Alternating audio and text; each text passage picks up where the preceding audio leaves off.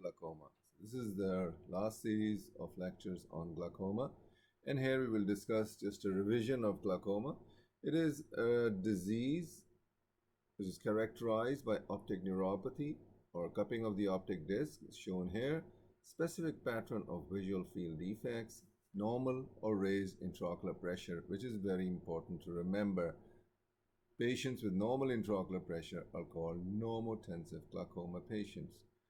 So the aqueous production is from the pars plicata of the ciliary body, which is shown over here, and the drainage is actually happening at two places. One is the trabecular meshwork, which accounts for the majority of the aqueous humor drainage, more than 80%, while the uveous scleral outflow is the second mode of drainage of the aqueous humor, which flows to the anterior face of the ciliary body. So how do you manage if you have a patient with glaucoma? How would you approach him? So factors which you consider before going on to treat glaucoma, first of all, is making an accurate clinical diagnosis. Because if you are in doubt of diagnosis, then the patient might be using the drops unnecessarily for the whole of his life. So you need to have check the pressure, do the visual field test, do OCT of the optic nerve, make a conclusive diagnosis, and then start treatment. Assess what stage of disease he presents. He might present an earlier stage or a later stage. Ask the risk factor for disease progression.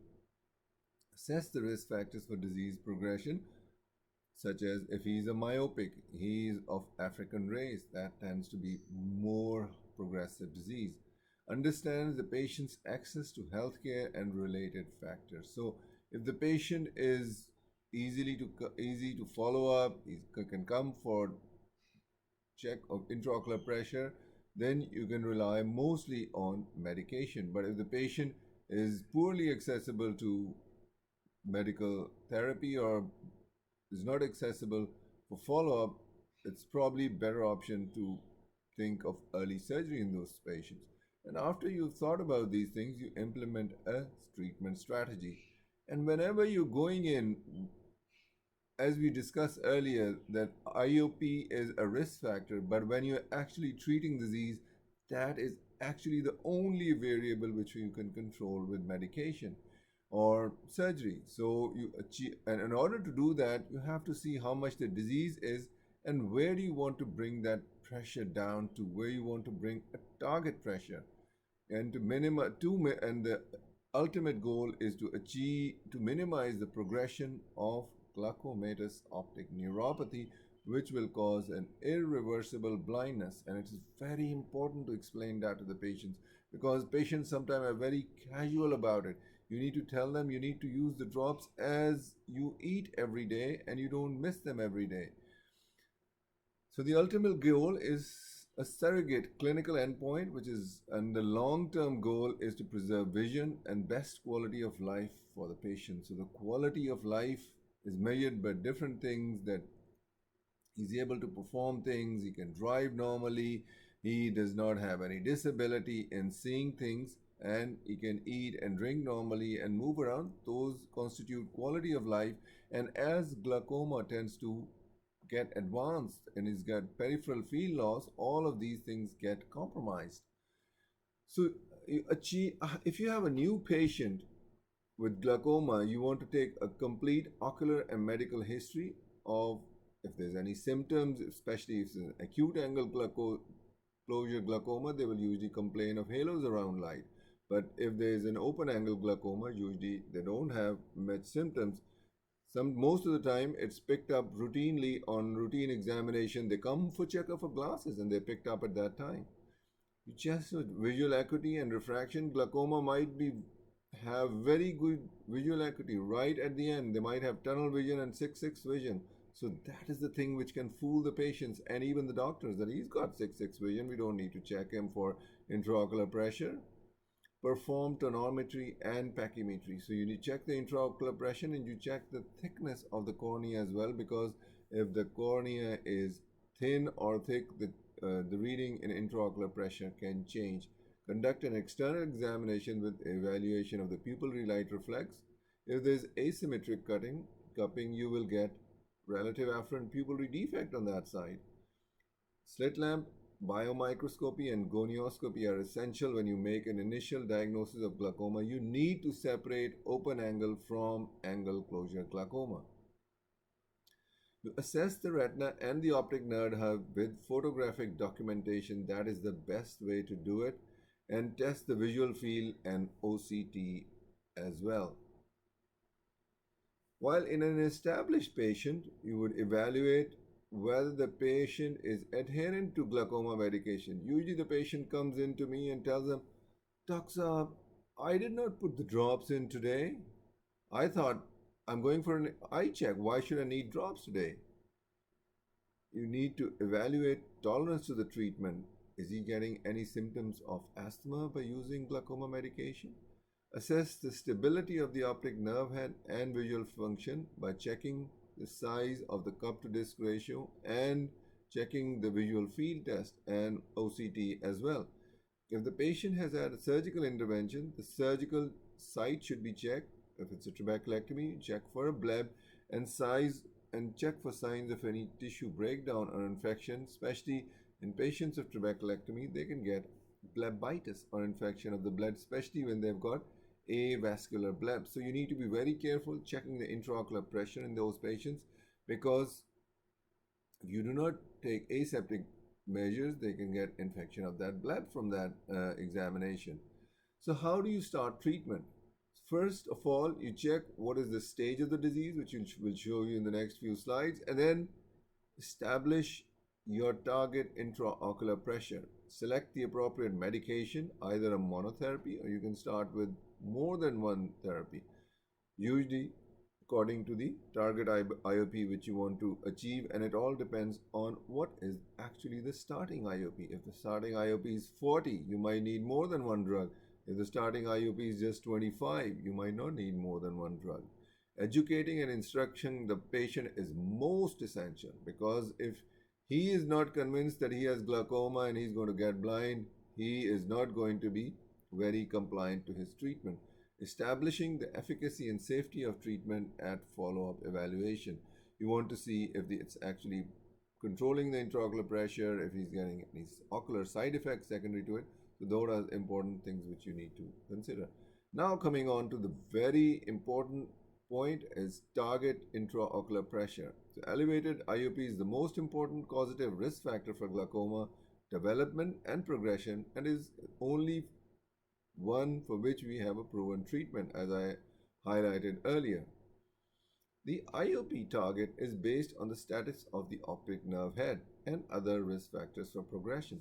It depends how much cupping he has. If it is a cup disc ratio of 0.9, he need to have a very low target IOP. Usually, the IOP target is you reduce the IOP 20 to 30% from the baseline. And now we have this algorithm of how to reduce the pressure. So you can stratify the disease into three types. One is minimal damage, then you've got moderate damage, and then you have advanced damage. Minimal damage, you have early neural rim thinning without visual field effect. You need middle to high teens, so your pressure might need to be in 16. That might be a good target pressure. And if it's moderate damage, it's cupping to the disc margin and early visual field effects, you need to have it in low teens. You need to be having 14, 15, that's the pressure. And advanced glaucoma, extensive cupping and field loss, single digit low teens. So it's 10, 8, 12, that's the type of pressure you need to have in patients with advanced glaucoma, cup disc ratio of 0.9. So those are the patients which need that treatment.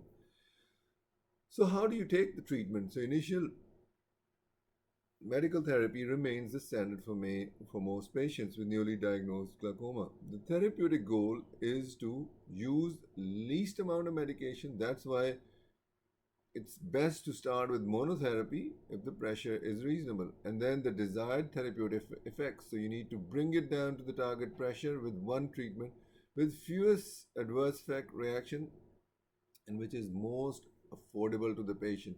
If you prescribe a drug which the patient cannot afford, probably he's not going to use it. So, and you are going to lose compliance and he's going to lose vision. So you can use generic medication in patients which you think are going to have affordability problems. So exceptions to medical therapy is very high intraocular pressure that are immediate threat to the patient, and then very intolerable side effects with medications, problems with adherence to treatment, acute angle closure glaucomas in which they're having repeated attacks and you need to do surgical treatment, and childhood glaucomas because you need to be very careful on the type of medication which you can use in these type of patients. So what is the mechanism of action of anti-glaucoma medication? Usually you can see aqueous humor inflow is reduced by beta blockers, alpha agonists, and carbonic anhydrase inhibitors. And trabecular outflow is increased by muscarinic agonists such as pilocarpine, while uveoscleral outflow is increased by prostaglandin analogs. So you can see most of the drugs are actually reducing the aqueous humor production. So selecting the initial medication, so you can have out of five choices which are most commonly available, either cholinergic agonists, which include pilocarpine and carbachol, adrenergic agonists such as selective apracronidine, and non-selective such as epinephrine and dapivirine, or beta blockers which are selective such as betoxolol, or non-selective such as cartiolol, leobunolol, metoprolol, and timolol, and carbonic anhydrase inhibitors which can be either topical or it can be systemic. Topical include dorzolamide or brinzolamide, and systemic include acetazolamide, dichlorpromazine, and methazolamide. And prostaglandin and analogs include latanoprost, brimatoprost, and travoprost. Uniprostin used to be used, but it's been no longer effective. Beta blockers is the first drug of choice. It used to be the first line of treatment for primary angle glaucoma. Now you can use many other drugs as open for first line treatment. It lowers IOP as we showed before by reducing aqueous secretion due to their effect on beta blocker. It antagonizes the effect of catecholamines by reducing the production of aqueous humor. So, but you can see it's not only acting on the eye, it is also acting on the heart, on the lungs. So it's going to reduce the heart rate. It can precipitate an attack of asthma. So you need to check the pulse of the patient before prescribing them with a beta blocker. So if you take the different types of beta blockers which are available, you can see that we've got timolol, which is most commonly used, is IOP decreased by 20 to 28%. Peaks between 2 to 3 hours, and washout is 1 month. Short-term escape, marked initial fall by transient rise with moderate fall in IOP. Long-term drift, which is called tachyphylaxis, slow rise in IOP and well controlled with many months of therapy. Cartiolol has got an added effect that has got intrinsic sympathomimetic activity as well. So it partially activates beta receptors. And advantages is less stinging, best in patients with hyperlipidemias. Levobunolol advantages is longest in action, most reliable once OD user. This predisposes to cardiac or respiratory disease, and betoxolol, selective beta blocker, indicated in patients with asthma and pulmonary problems. So actually betoxolol is the safest of all beta blockers in patients with cardiac and lung disease. So ocular side effects with allergic blepharoconjunctivitis, they can present with redness of the eye, dryness.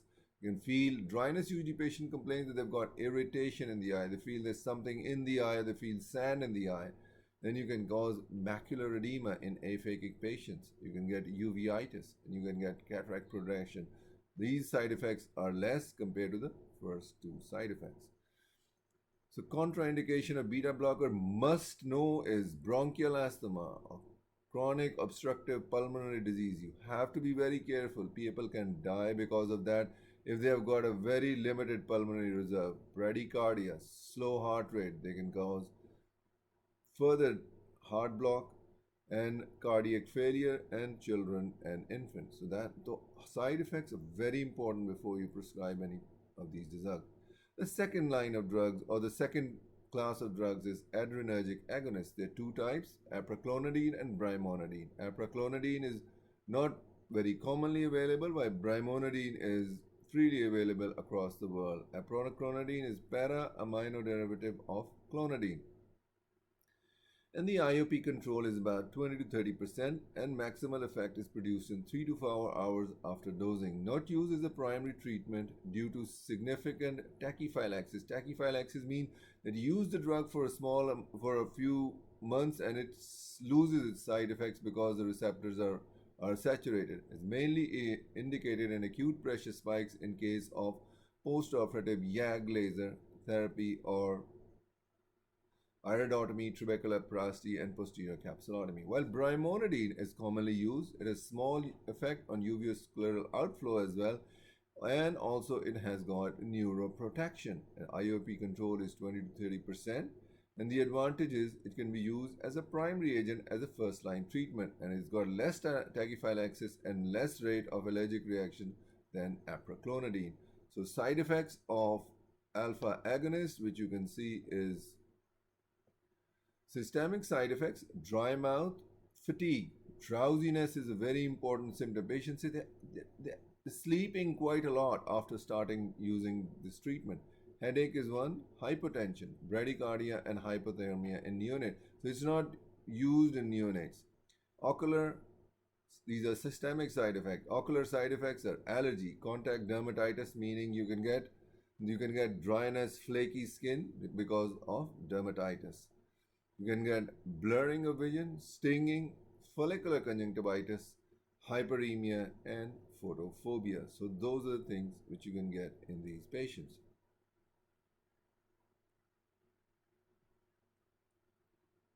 Then you get next class of drugs is the cholinergic drugs. Mechanism of action is contraction of the iris sphincter, which constricts the pupil, causing miosis. Contraction of the longitudinal fibers of the ciliary muscle, producing tension of the scleral spur, opening the trabecular meshwork and facilitating aqueous outflow. Contraction of the circular fibers of the ciliary muscle, relaxing the zonular tension on the lens capsule, causing accommodation. So those are three mechanisms of action of cholinergic agonist. So the most commonly used drug is pilocarpine, and is derived from the plant Pilocarpus microphyllus.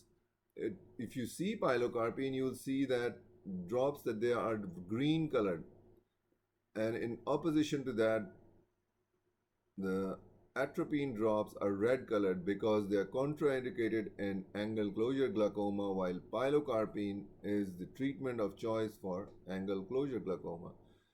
The IOP decrease is about 15 to 25%.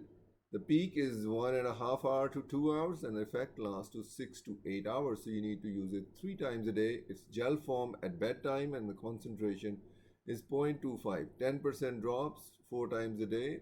You can also come in 4% gel and Ocucert Cizelle, which you can put in the punctum for a delayed release. Ocular pigmentation affects the efficacy of pilocarpine. Blue eyes show maximal ocular hypotensive responses, while darkly pigmented eyes demonstrate a relative resistance to IOP reduction. It may require pilocarpine solution in concentration exceeding 4% in darkly pigmented eyes. So here's the indications for pilocarpine is acute and chronic angle glaucoma, open angle glaucoma, and prophylaxis for primary angle closure glaucoma until a peripheral iridotomy can be performed. And it is contraindicated in the presence of cataract because that meiosis will reduce the light going through a cataract. Patients under the age of 40 because they'll have severe headache associated with neovascular and uveitis glaucoma because it tends to produce uveitis or inflammation of the eye, history of retinal detachment, asthma or history of asthma, high myopia, and known hypersensitivity to the drug. So the pilocarpine side effects, which we highlighted in the last one, slide as well are ocular and systemic. Ocular are accommodative spasm. The patient will go into accommodative spasm and he will not be able to see things for distance.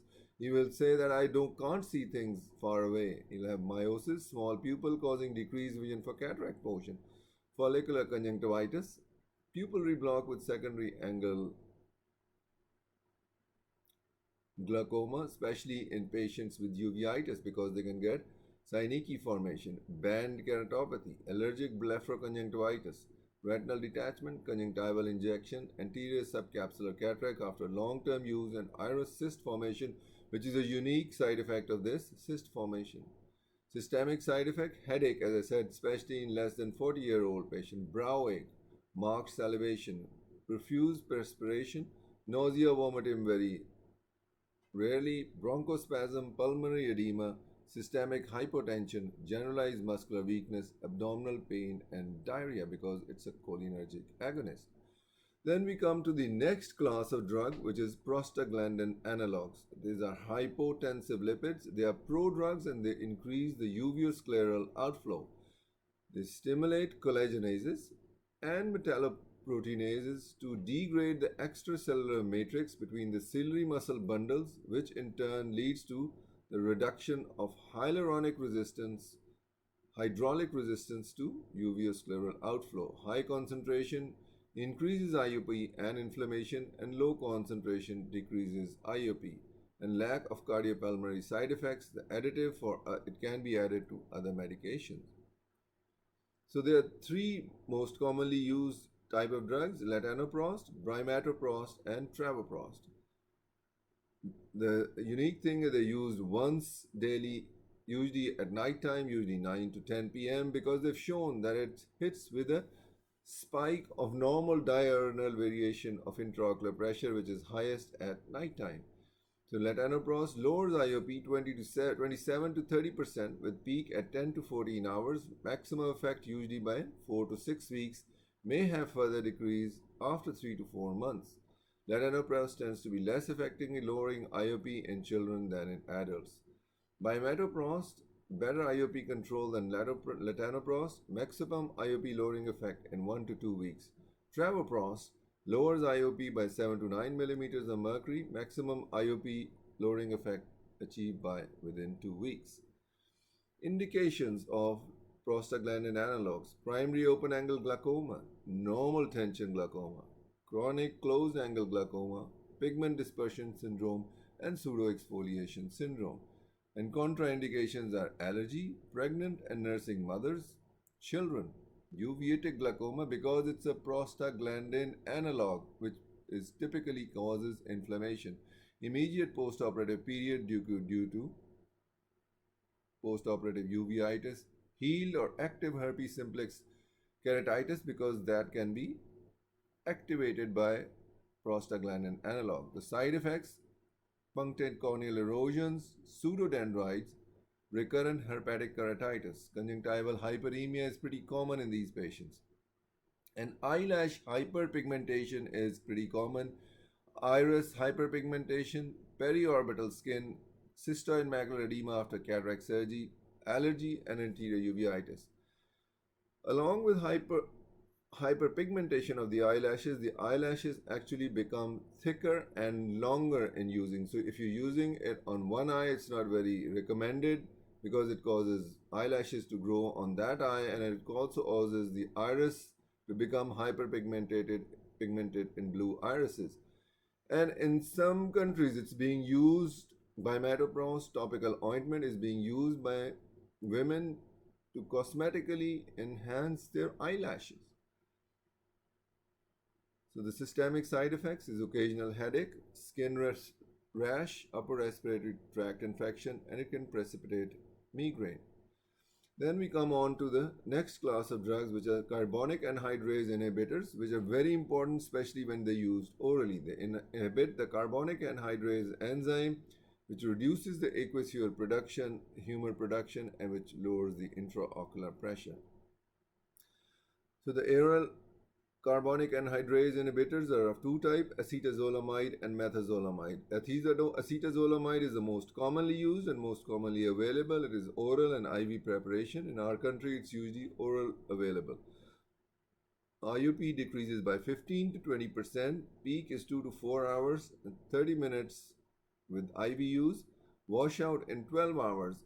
So orally the drug is 125 milligram to 250 milligram tablet 6 hourly and 5 milligram sustained release capsules. IV use is 500 milligrams. Methazolamide is more potent. It's impaired intraocular penetration and increased plasma half-life. The dose is 25 to 50 milligram BD 3 times a day, used in chronic IOP reduction.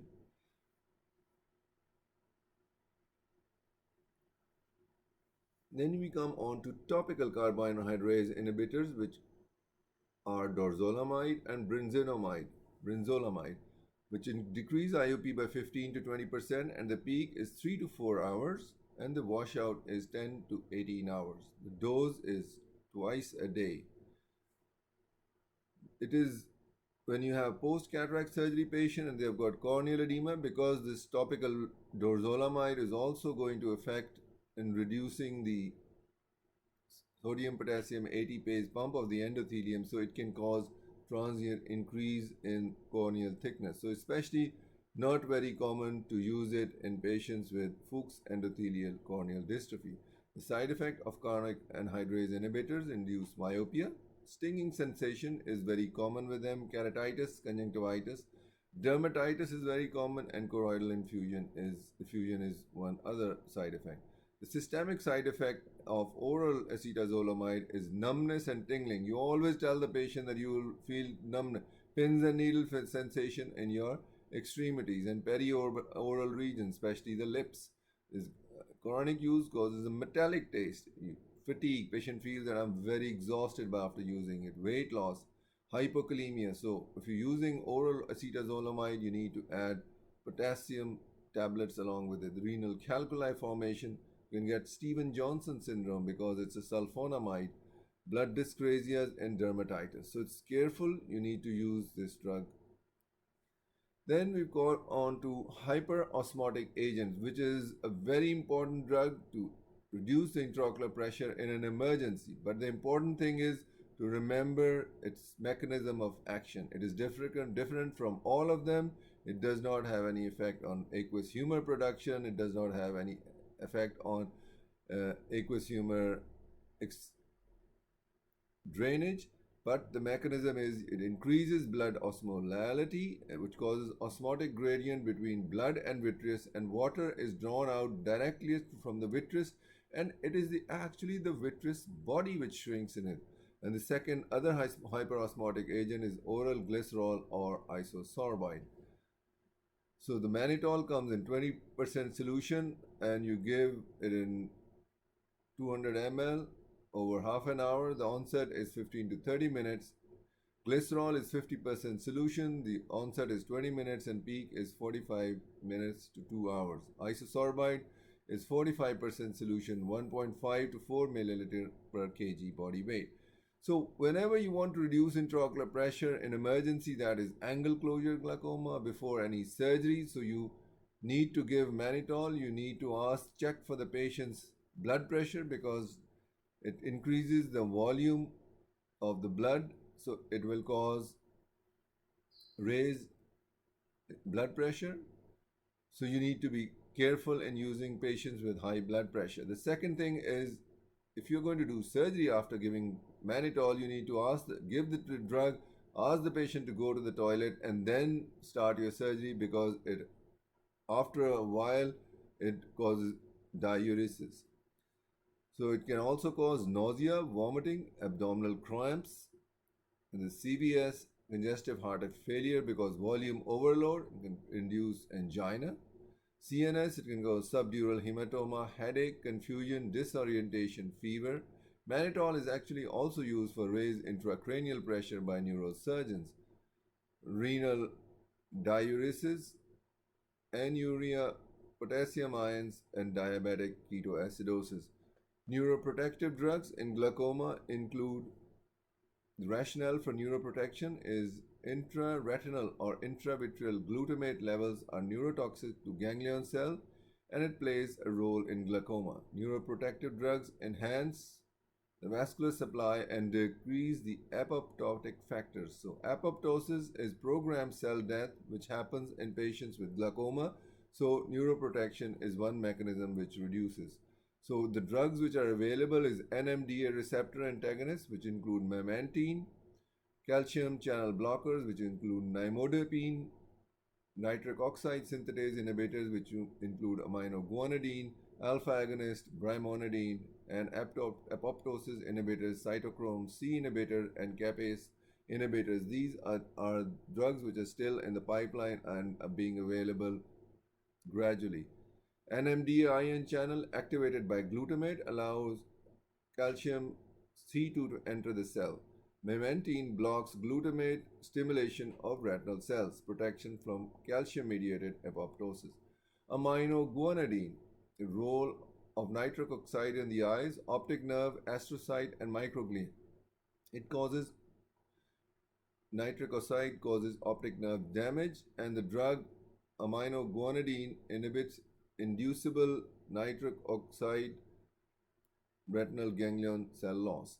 Nimodipine inhibits entrance of calcium ions into the vascular smooth muscle cells, causes vasodilation, protects optic nerve head by increasing vascular perfusion. Whenever you prescribing glaucoma drops, you need to ask them to lower the eyelid by holding it and then put the drops in and then to press on the inner side of the eye or at the area of the medial canthus tendon. That will prevent the drug to go into the lacrimal sac, because these drugs are also absorbed systemically when they go through the nasolacrimal passage. So if you can feel the aftertaste of the drug, that means the drug has reached your nasal passages. So beta blocker can have an effect because they go into your nasal passages. So in order to decrease the side effects, it's best to have them occlude the medial canthus area when using glaucoma medication. So how and when you change or how do you make a combination of drug? When the target IOP is no longer being maintained with a particular drug, so you start with one drug. If that's not useful, you change to a combination. You can replace or add or to move on to surgery. In adjunctive therapy, check if each drug is making a significant IOP lowering contribution. Quitting medical therapy, inability to maintain target IOP, progressive glaucomatous damage despite treatment, and inability to tolerate or adhere to medical treatment. So, in conclusion, glaucoma is a total and irreversible blindness, but the blindness can be prevented with proper treatment. If the patient becomes no perception of light or he cannot see any light, you cannot reverse it with medical or surgical treatment.